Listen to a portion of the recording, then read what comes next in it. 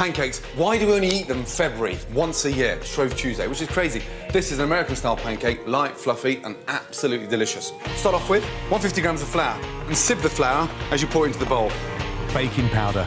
Keeps the pancake really nice and light and fluffy. Salt. 3 eggs.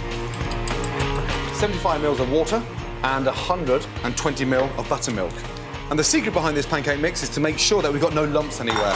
Whisk the eggs into the flour, get your buttermilk, just add half of it in, give it a really good whisk. That's nice and smooth already. The rest of the buttermilk.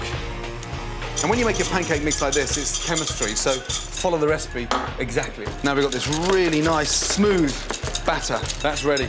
Perfect. Non-stick pan, sunflower oil, and just run that round. Half a ladle in, a minute and a half on each side. Palette knife in and over. Look, absolutely beautiful. Onto the plate. This is where it gets really exciting. We're caramelising bananas. It's important to slice them lengthways in order to make sure that they don't go mushy in the pan. I'm going to make a really nice quick caramel. 50 grams of sugar, back on the heat, and start the caramel.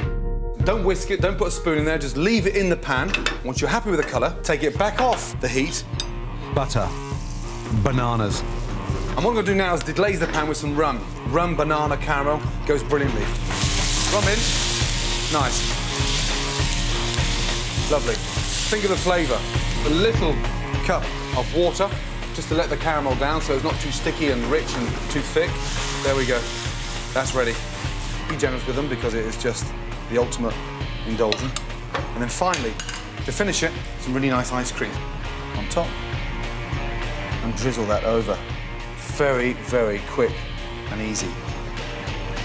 Scotch pancakes, caramelised bananas with rum and vanilla ice cream, done. Beautiful. No wonder the Americans are so fucking fat.